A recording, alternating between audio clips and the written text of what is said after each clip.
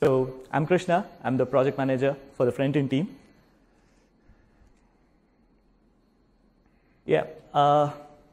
So as we've said in the previous talk, like though we have the safe network built and ready, say in a few years down the lane, and if we don't have proper applications on the network, then probably we don't have the purpose fulfilled to have a proper safe network.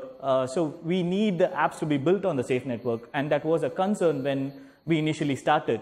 And of late, I would say that's not a fear anymore we have, because the community has proved to us that with the lack of documentation, even people have started to write applications, deploy applications, and make their ideas bring to life on safe network, which is actually bringing a lot of joy and happiness for us as a company, especially as a front-end developer, to see bringing ideas to life on the safe network is really special, because we completely depend on the feedback which you guys give us, and it has been really, really constructive, and we build on top of that.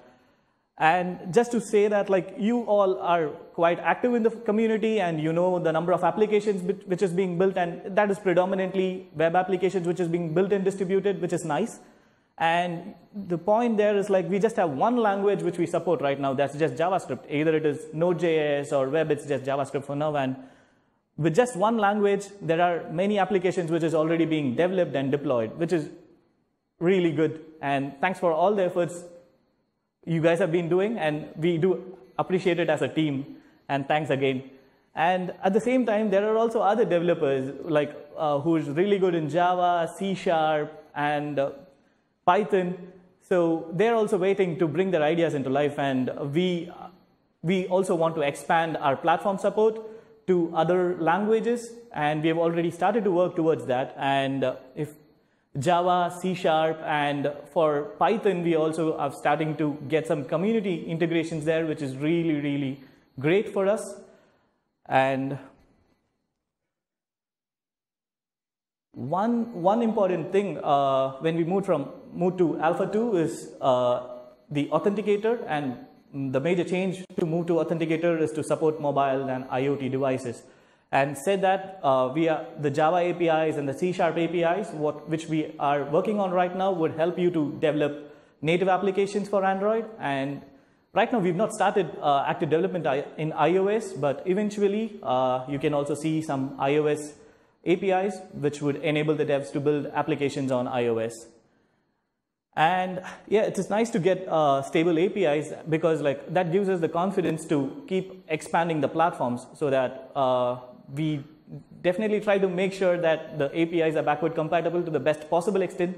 But at times, like when we have to scale features, you just have to forgive us. There could be breaking APIs too, and we are just in Alpha 2. And yeah, it's good to get more applications to be built, and more developers getting their hands on the platform as such, so that we get a lot more feedback, which is helping us a lot to improve and scale the APIs actually. And so if you take the current applications, what is being there, it is more about an individual user, and the collaborative experience is something which is not up to the mark, which we would expect as a company. And we know, like, we are building internet to connect people to collaborate even further. So we do understand that there are gaps in that. So we are also starting to focus on improving the collaborative features, which I'll get to that in the slides to follow. So just for example, so even before I get to the details of it, just to make it even more simpler for people to understand who are not tech savvy, who's watching the stream. So consider we are building a chat application. So right now we do have the mutable data, which actually helps us to build collaborative applications. Say, for example, the email app or the messaging app on mobile, it actually helps to collaborate. But I feel that it is just one-to-one or one-to-many. It doesn't have the features where we can have group chats. So if I am comparing ourselves to build a WhatsApp kind of an application, so I would like to have a group where I can just talk with my friends. So I personally feel that like we don't have a proper support or infrastructure with the current mutable data where we can have groups. When I say that, like say I create a mutable data, I become the admin of it, admin of the group. So I don't want to bring mutable data. I'll just talk from a user's perspective. So I create a group and I become the admin. I add my friends. And what if I want to delete myself from the group and move out for some reason? I don't have the privilege. So I just have to transfer the group to someone else who is already a member in that group. Yeah, that sounds nice, but that is not a clean or a nice approach for me, because I don't want to be the only person who is managing the group. I would like to add more admins to the group so that they'll be able to manage the group better. So these are the features which is actually missing right now, and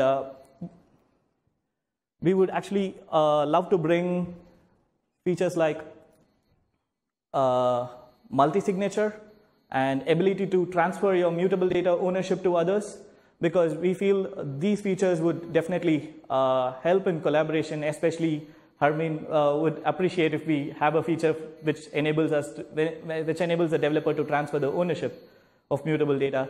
And I also would like to emphasize that these are not thoughts, like afterthoughts of what we have developed. These are things which we thought about it even in the initial phases of development.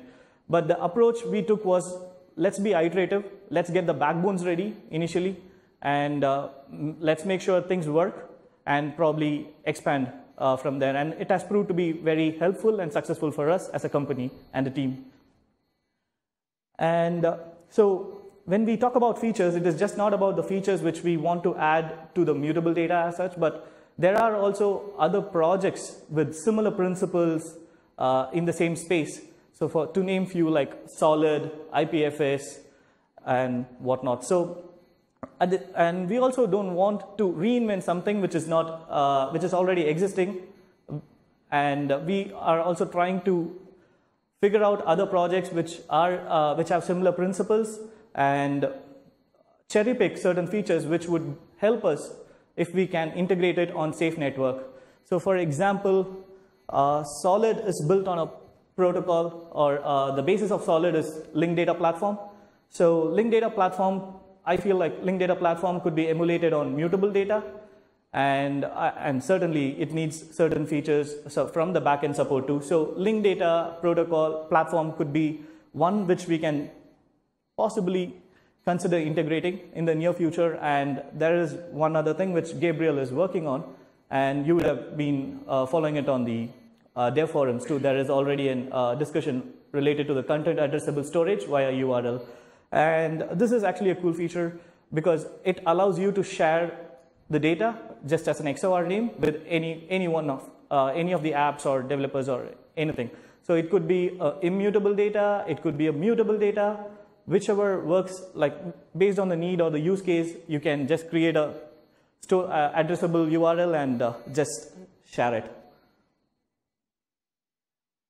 And one other important thing is the standardization.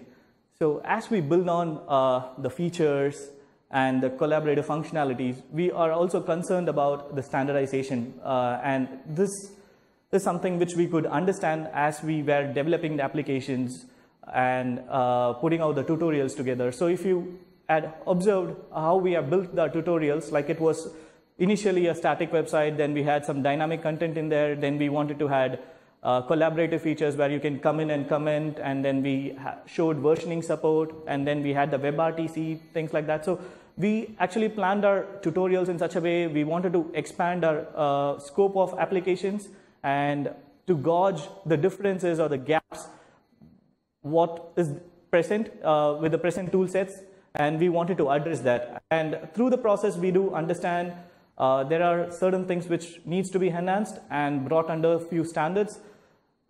Standards in the sense like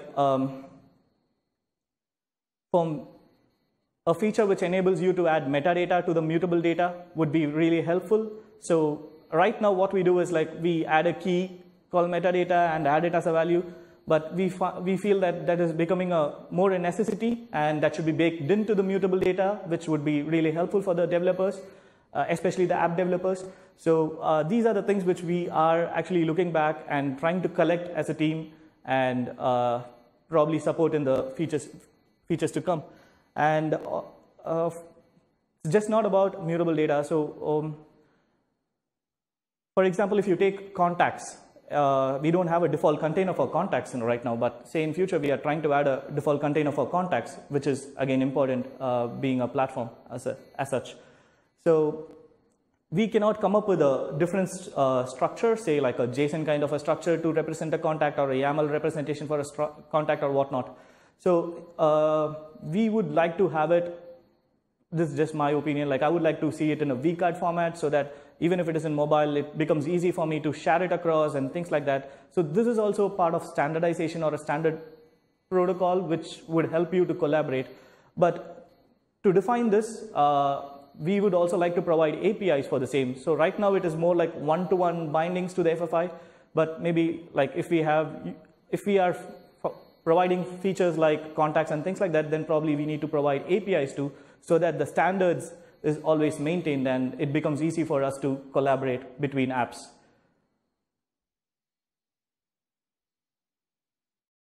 Yep, and so moving on to the components which we are working on right now. So as you all know, like we had to transition from Beaker to Peruse, and all thanks to Josh. Josh has been working with us from the Beaker to Peruse transition. And so most of you know, like Beaker was more moving towards a DAT-centric protocol, and we couldn't manage it with the upstream changes. And we were looking into multiple different possibilities where we can build a browser from. We did look at Firefox, Brave to fork and manage, but after a few validations and the discussions in the community, we thought it would be right to start building our own custom browser. And Josh already had a base for it, and he was working on Peruse, and we happily stole it from him and started to build on top. At the initial version, the concern what we had was to prove to ourselves that it could be scalable and it works, the performance is not compromised, and we were happy to see it working. And right now, that is in a very stable state, and we are happy to work on the enhancements on the Peruse browser to make it even more friendly. And one of the biggest advantages what we got through the transition to Peruse is that if you observe, like there are two different APIs. One is the DOM API, and the other one is the Node.js API. And the DOM is actually an abstract, like it is just an emulation of the safe Node.js API. So what we thought was we could unify the API, because we are building the browser from scratch. The architecture could be changed the way we want it to be. And we are planning to unify the API so that like we just have one API which can run, which would allow you to develop applications on web, and probably with very minor changes in terms of interaction with the authenticator. You can also make it work on the desktop. So that would be a huge advantage for personally me as a developer. Say if I am developing a web application, there are people who don't want to use web apps. They are convenient using desktop apps. So I can just write a small tool. Probably even the community can help us write a small tool. So if you run the Natifier tool, it can just change those two APIs and make it work on desktops. And probably if you have a desktop app, something like Browserify with an add-on could change it to a web app. And that would be really, really cool for any of us to distribute our applications in multiple platforms. And yeah, and we're also trying to think and come up with simpler tools for application developers, especially in Peruse. And we are actually planning to introduce features like import and export, or taking a snapshot of your mock vault. If you are using mock vaults, then you will know, like, if I am developing an application, then I'll have to upload each and every time if I had to clear the vault. So if I upload it, set up the vault once, and take a snapshot and export it, I can always import it whenever I feel like and start from there. It saves a lot of time for me. So a particular scenario can be easily reproduced and whatnot. So, and yes, so as I said, like Peruse has been scratch. We are confident enough that it is scaling and it is performing well. And UI UX is something which we've been not focusing in the past. And right now, like, we have a dedicated team which is being built up. and Jim, Shankar, Shauna are really working together. And Jim has just joined a week ago, and the amount of value addition he brings onto the table is invaluable. So, and we're looking forward for the next set of wireframes or the UI UX scope of changes which is being planned. And I'm also equally excited to see what they are coming up, just as you guys are. And yeah, when we talk about the browser, Authenticator is something which is baked in and we cannot ignore it. Though we are not planning for major enhancements in this component, we would actually like to see minor features which we could add, like granular permissions, which is also a request from the community and which is easily doable just from the front-end side. So right now, if an application is requesting for 4 containers and I don't want to allow all the 4 containers, I just want one particular feature to be allowed, I can go and cherry pick whichever permissions I want to grant that particular application and then click allow. More power to the user to make a decision. And yeah, and also like one small feature which we would like to add to the Authenticator is that right now we don't have logos of the application. We just use the letters to display it. Maybe if we add the logos which could be sent across, it would make the user experience much better, help them identify the applications. And we would also like to build applications for the end users. So far we have been positioning ourselves to build tutorials. Me being a dev, always I like to see the output first. And we don't focus on the user experience and things like that. But right now, we would also like to start building applications for end users and put it out. But doing everything is also a challenging part for us because of the restrictions of the team sizes, and we scale the team right now. So we've got the team more organized right now in the sense like we have 3 distinct units which work in tandem with all together. So JavaScript, Gabriel leads the team, and Josh, Hunter, Srini work together with Gabriel in terms of like anything related to JavaScript. So they are taking the complete ownership over there. And UI UX, Jim has joined us recently, and Shauna and Shankar are there to help us. And for development in JavaScript, like UI development in JavaScript, we have Vijay, who is joining us in the Chennai office, and we also have a designer role which we are trying to fill at the Chennai office. And this is a new team which we are trying to build like mobile, and we have been doing it in the past, but of late the recruitment has been really, really good. I would say, at least from my perspective, from what is happening in Chennai. And we actually had few interviews, the campus interview scheduled in a couple of unis, and it turned out to be really, really successful. And we got a couple of guys who are really good, Lionel, Ashwin, and also Vijay, who was part of the uni recruitment process. And these guys are bringing in a lot of energy into the team. They are fresh, they are really creative. I'm looking forward for what they're going to do and contribute for the safe network. And these are a few images of the Chennai office. And it's a really nice place, and we are getting together well, and the collaboration for the front-end team is getting better with a physical office in place, and thanks to everyone who made it happen. And yeah, so I would actually like to thank the community before I wind up, because it has been an excellent support which cannot be underrated.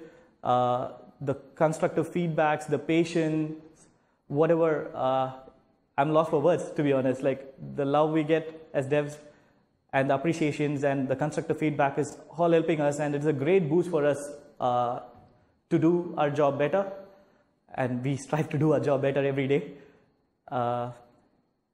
And we wish the same support is continued for the years to come, and we're looking forward to work with you.